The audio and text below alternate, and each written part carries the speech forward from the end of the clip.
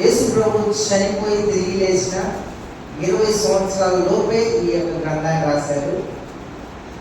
ఇది రాసినప్పుడు చదివే వాళ్ళు చాలా మంది, ఇందులో ఉన్న వాళ్ళు చాలా మంది బ్రతికే ఉన్నారు. ఇందులో ఉన్న వ్యక్తులు, మార్కు సువార్తలో చాలా మంది వ్యక్తులు ఉన్నారు, వాళ్ళందరూ ఎక్కువ మంది బ్రతికే ఉన్నారు. అదే కాక యేసు ప్రభువుని కళ్ళారా చూసిన వారు, ఆ 3.5 సంవత్సరాలు ఆయన పరిచర్య చూసిన వారు, కళ్ళారా చూసిన వారు ఉన్నారు. అంటే ఆ జనరేషన్లోనే రాయబడింది, అంటే ఆ సమయంలోనే రాయబడింది. కాబట్టి తప్పు రాయడానికి అవకాశం లేదు. అంటే ఇది పరీక్షకు నిలుస్తుంది, టెస్ట్ ఆఫ్ వ్యాలిడిటీకి, హిస్టారిసిటీకి నిలుస్తుంది. అంటే చరిత్రాత్మకంగా నిలిచే గ్రంథం బైబిల్. ఇంకా మిగతా ఏ గ్రంథాలు నిలవు. అంటే వాక్యము నిలుస్తుంది, చరిత్రలో నిలుస్తుంది, పరీక్షించిన నిలుస్తుంది, ఆధారాలు అనగా మార్పు రాసే సమయానికి ఏది నువ్వు ఇది రాసినావు, తప్పు రాసినావు, ఇది జరగలేదు కదా అని అనగలిగిన సమకాలీకులు ఉన్నారు, గ్రంథంలో ఉన్నవాళ్ళు ఉన్నారు. కాబట్టి రాసిందంతా కూడా నిజంగా జరిగింది. అద్భుత కల్పనలు లేకపోతే వారిని మభ్యపెట్టి మతంలో లాగాలని రాసేయాలి. అనగా ఇవి ఖచ్చితంగా యేసు క్రీస్తు గురించి ఖచ్చితంగా రాశారు. అక్కడ వాళ్ళందరికీ తెలుసు ఏం జరిగిందో, ఆయన ఎవరికి పుట్టారు, ఎక్కడ తిరిగాడు, ఎంత స్వస్థత చేశాడు, ఆయన అధికారంతో ఎలా బోధించాడు, ఏ విధంగా రోమీలు, యూదులు, పరిసయ్యులు, సద్దూకయ్యులు అందరూ కలిసి, యాజకులు అందరూ కలిసి ఆయన ఏ విధంగా సిలువేశారో అందరికీ తెలుసు. అవే రాస్తాము.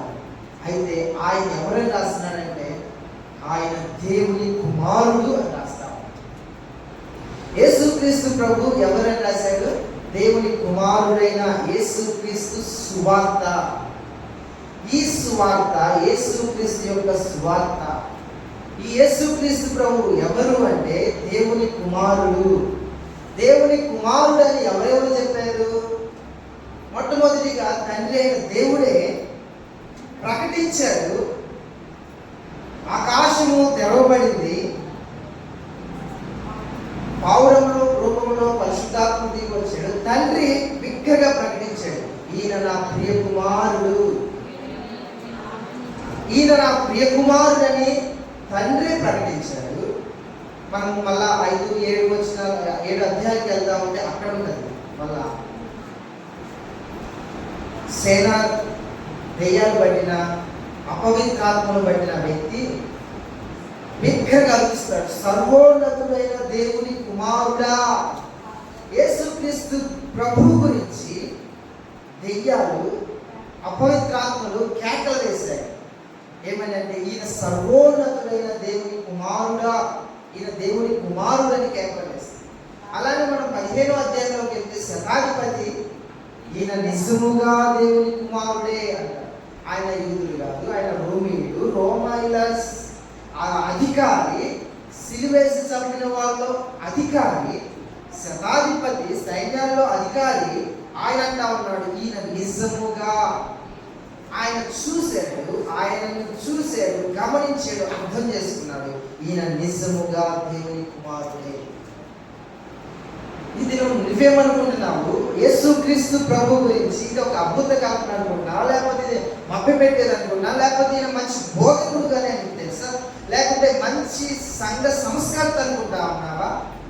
ఈయన ఏమనుకుంటున్నావు? ఈయన నిజముగా దేవుడై ఉన్నాడు, దేవుని కుమారుడు అనగా దేవుని యొక్క తత్వమంతా పుణికిపుచ్చుకున్నటువంటి వాడు, అనగా దేవుని లక్షణాలన్నీ ఈయనలో ఉన్నాయి. అనగా ఈయన ప్రారంభం లేనివాడు, ఆదియు అంతం లేనివాడు, యుగ యుగాలు సజీవుడిగా ఉన్నటువంటి వాడు. అనగా ఈయనకి పుట్టుక లేదు, ఈయనకి అంతం లేదు, ఈయన ఎల్లకాలము ఉనికిలో ఉన్నటువంటి వాడు. ఆయన్ని ఎవరు కలుగు చేయలేదు, ఆయన నిత్యము ఉన్నటువంటి వాడు, ఆయన పేరే ఉన్నవాడు. ఆయన తత్వమే జీవించడం. మనమైతే నీళ్ళు లేకపోయినా, ఆహారం లేకపోయినా, గాలి లేకపోయినా, భూమి లేకపోయినా, ఏది లేకపోయినా మనం జీవించలేం. వాటి మీద ఆధారపడి జీవిస్తున్నాం. గాలి మీద ఆధారపడతాం, అన్నం మీద ఆహారం మీద ఆధారపడి జీవించాలి. దేవుడు మాత్రం దేని మీద ఆధారపడి, ఆయన తత్వమే, ఆయన సహజ లక్షణమే ఆయన జీవించాలి.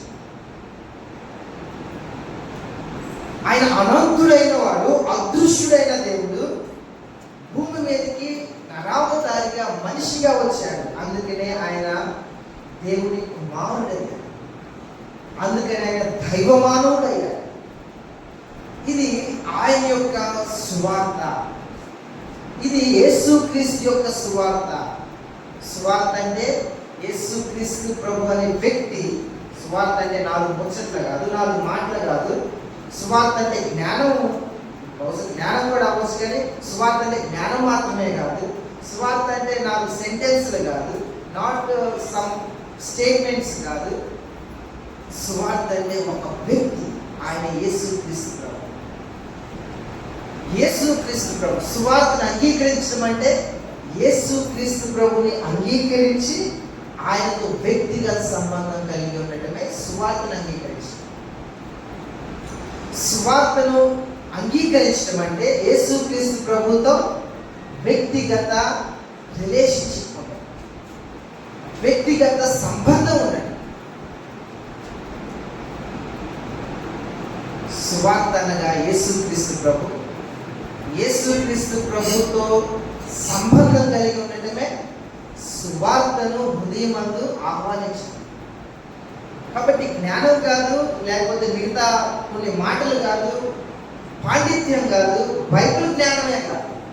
ఆయన ఒక వ్యక్తి, ఆయనకు సంబంధం కలిగి ఉండటమే సువార్త సారాంశం. అందుకని అన్నాడు, దేవుని కుమారుడైన యేసుక్రీస్తు సువార్త ప్రారంభము. అక్కడ సృష్టి ప్రారంభం ఎలా అయిందో ఇక్కడ సువార్త ప్రారంభమైంది. ఆ సువార్త మనుషుల హృదయాలను నూతన సృష్టిగా చేస్తుంది. అక్కడ మొదటిగా ప్రారంభమైన సృష్టి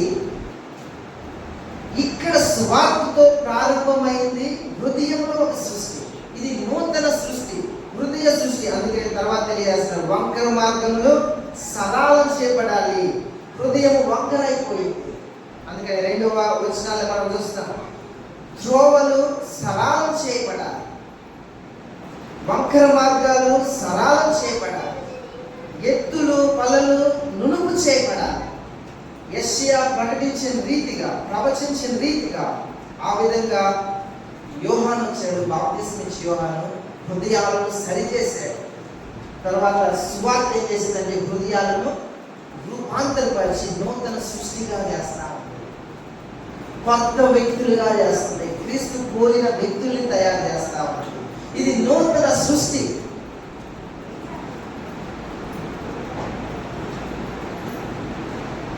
యేసుక్రీస్తు ప్రభు గురించి తెలియడం చాలా ప్రాముఖ్యమైనది. మన విశ్వాసం ఆయన మీదే ఉంది. బైబిల్ వాక్యం అంతా కూడా యేసుక్రీస్తు ప్రభు, ఆయన గురించి మాత్రమే. ఆయనను అర్థం చేసుకోవడం ద్వారా మనకు విశ్వాసం స్థిరపరచబడుతూ ఉంది. అందుకని మార్కు యేసుక్రీస్తు ప్రభు గురించి రాస్తా ఉంది. యోహాను ఏం చెప్పాడు, ఆయన చెప్పులు విప్పడానికి కూడా నేను పాత్రగా, ఆయన చెప్పుల్ని విప్పడానికి మామూలుగా ఇంటికి వచ్చే వాళ్ళకి నీళ్ళు ఇచ్చే ఆచారం వాళ్ళు. ఈయనంటా ఉన్నాడు, అసలు యోహాను అంటేనే అందరూ అక్కడ మునిగిపోతా ఉన్నారు. ఇక్కడ యోహాను గర్వించట్లేదు. ఆయన స్థితిని బట్టి ఆయన అంటా ఉన్నాడు, అసలు ఎంత దీనుడిగా తగ్గించుకున్నాడు. యేసు ప్రభు దగ్గర ఆయన చెప్పులు విప్పడానికి నేను పాత్రలే కాదు. మన తగ్గింపు ఎలా ఉందో అసలు దేవుని ఎదుట మన తగ్గింపు ఏంటి, దేవుని బిడ్డల దగ్గర మన తగ్గింపు ఏంటి, సంఘంలో మన దీనత్వం ఏంటి, అసలు మన తత్వంలో ఆ దీనత్వం ఉండదు. సాతానుడు గర్విస్తే, మొట్టమొదటి గర్వించిన వాడు సాతానుడు, మొట్టమొదటి పాపం సాతానుడు. ప్రతి వాడిలో గర్వము నాటుకొని పోయాడు. గర్వము అది ఒక రోజులో సాగదు. అది చచ్చిందాక మనం చచ్చిందాక సాగదు. మన అందరిలో వారి తగ్గట్టుగా గర్వము నివసిస్తుంది. అయితే ఇక్కడ యోహాను ఏం తెలియజేస్తున్నాడంటే ఎంతగా తగ్గించుకున్నాడంటే ప్రభు ఎదుట బాప్తిస్మం ఇస్తా ఉన్నాడు. స్త్రీలను కనిన వారిలో యోహాను కంటే శ్రేష్ఠుడు లేడు. అలాంటి వ్యక్తి అంటా ఉన్నాడు యేసు. అంటే ఈయన దేవుడు, యేసు క్రీస్తు ప్రభు దేవుడు అని ప్రకటిస్తా ఉన్నాడు. ప్రభువా నేను నీకు బాప్తిస్మం ఇవ్వటమా, నువ్వు కదా నాకు ఇవ్వాలి. అంతగైతే మనం చూస్తాం మత్తయి సువార్త 3వ అధ్యాయం. నేను ఇవ్వాలి బహుశా, కానీ నేను నీ దగ్గర తీసుకోవాలి, నేను నీకు ఇవ్వటం ఏంటి అని అడుగుతాం. ఆయన వ్యక్తిత్వాన్ని చూసాం, ఆయన దీనత్వాన్ని చూసాం. ఇవన్నీ మనం చూసాం. నేనైతే నీళ్ళలో బాప్తిస్మం ఇస్తున్నాను, కానీ ఈయన ఎట్లా ఇస్తాడు? పరిశుద్ధాత్మలో నీకు బాప్తిస్మం ఇస్తాడు. అంటే ఈయన శక్తివంతుడు. అసలు ఈయన శక్తి ఏంటంటే దైవశక్తి. ఈయన దేవుడు అని యోహాను ప్రకటిస్తా. యేసుక్రీస్తు దేవుడు. ఆయన అనుసరించడం అంటే ఏంటో కూడా యోహాను జీవితంలో చూస్తా ఉన్నాడు. ఆయన దీనత్వాన్ని చూస్తాం. ఆయన ప్రసంగం ఏంటి? మీరందరూ క్షేమంగా ఉన్నారు, మంచిగా ఉన్నారు, దేవుడు కాపాడుతున్నాడు, మిమ్మల్ని దీవించాడు, మీ బిడ్డలు దీవించాడు, మీకు ఆస్తి ఇచ్చారు, మీకు కష్టపడుతున్నారు. ఇది కాదు ఆయన ప్రసంగం. ఆయన ప్రసంగం ఏంటి? 4వ పాప క్షమాపణ నిమిత్తము మారు మనస్సు విషయమై బాప్తిస్మము ప్రకటించుచు బోధించుచు ఉన్నాడు. తమ పాపములు ఒప్పుకొనుచు వారు యోర్దాను నదిలో బాప్తిస్మం తీసుకుంటా ఉన్నారు. పాప క్షమాపణ, మారు మనస్సు. పాప క్షమాపణ, మారు మనస్సు.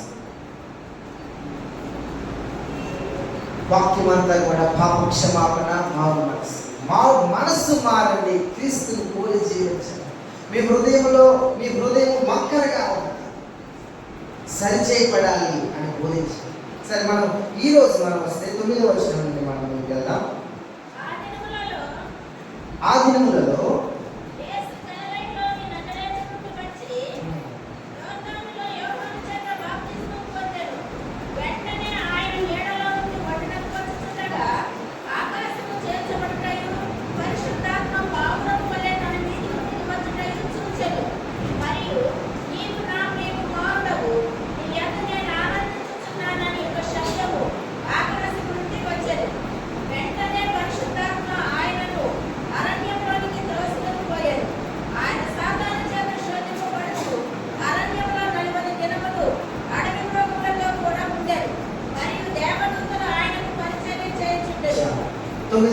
అంటా ఉన్నాడు. ఆ దినములలో యేసు గలిలయలోని నజరేతు నుండి వచ్చి యోర్దానులో యోహాను చేత బాప్తిస్మం పొందెను. 9వ వచనం. ఆ దినములలో అనగా చాలా ప్రాముఖ్యమైన వ్యక్తి వస్తున్నాడు అనేది తెలియజేస్తా ఉన్నాడు. ఎప్పుడైతే మనం సమూయేలు గ్రంథము లేకపోతే న్యాయాధిపతులు 19:1 మనం చూస్తాము. ఆ దినములలో అనగా ఒక ప్రత్యేకత. ఆ దినములలో యేసుక్రీస్తు ప్రభు గురించి తెలియజేస్తాం. ఆ దినములలో యేసు అంటే ప్రాముఖ్యమైన వ్యక్తి, దైవమానుడైన ఈ యేసు గలిలయలోని నజరేతు నుండి వచ్చి, గలిలయ పైనుండి గలిలయ ప్రాంతంలో నజరేత్ అనే ఊరిలో నుంచి యోర్దాను వచ్చి, యోర్దాను నది మనందరికీ తెలుసు. యేసు ప్రభు బాప్తిస్మం తీసుకున్న స్థలము యోర్దానులో యోహాను చేత బాప్తిస్మము పొందెను. యోర్దాను నది చాలా ప్రాముఖ్యమైన నది. అక్కడ యేసుక్రీస్తు ప్రభు బాప్తిస్మం తీసుకున్నాడు. ఆయన బాప్తిస్మము ఎందుకు తీసుకున్నాడు అనగా ఆయన మనందరిలో బాప్తిస్మము తీసుకునే వారు అందరిలో ఆయన గుర్తింపు కలిగి ఉన్నాడు. మన అన్నలాగా ఉన్నాడు. సంఘములో గుర్తింపు కలిగి ఉన్నాడు. అంటే ఆయనలో మన గుర్తింపును చూస్తాము. బాప్తిస్మలో కూడా ఆయనలో మన గుర్తింపును చూస్తున్నాము. ప్రభు బలలో కూడా ఆయనలో మన గుర్తింపును చూస్తున్నాము. యేసుక్రీస్తు ప్రభువులో మన గుర్తింపు. యేసుక్రీస్తు ప్రభువులాగా మనం మారిపోతా ఉన్నాము. దానికి గుర్తింపు. ఆయన అన్నిట్లో ఆయన అదే అనుభవం కలిగి ఉన్నాడు మనతో.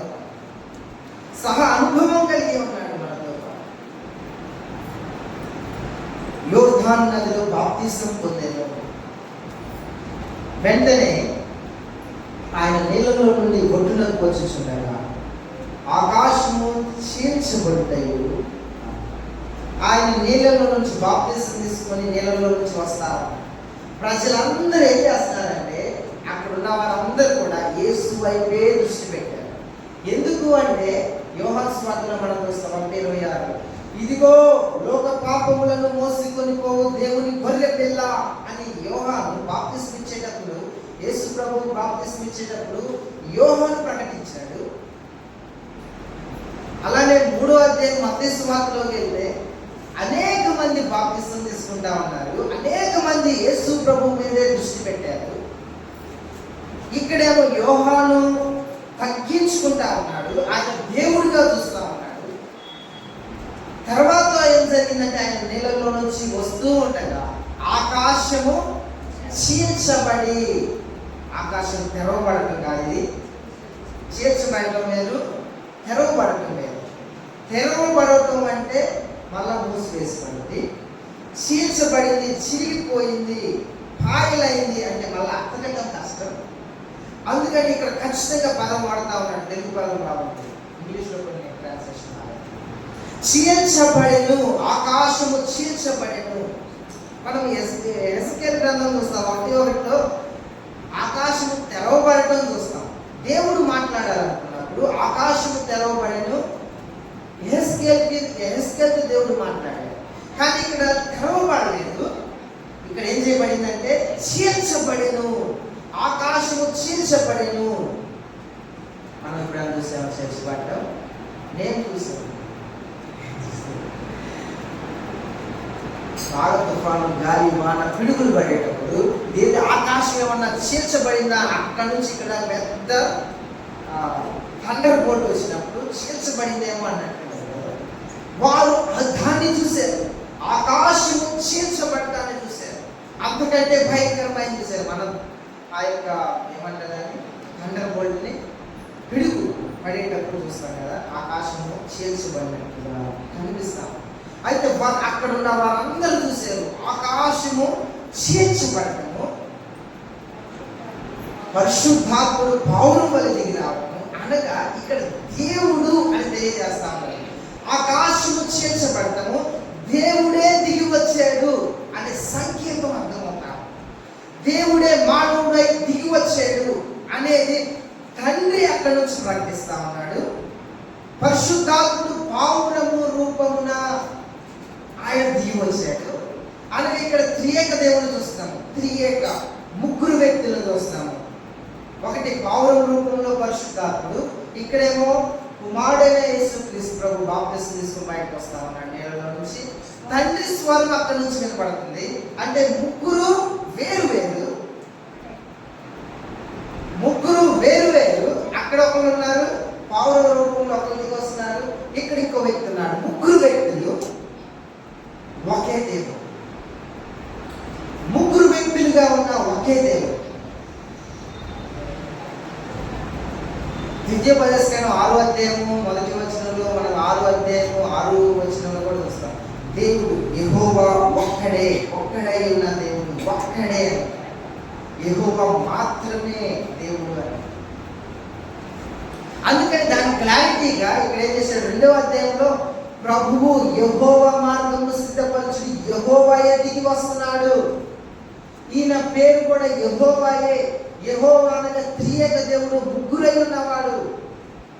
ఇక్కడ ముగ్గురు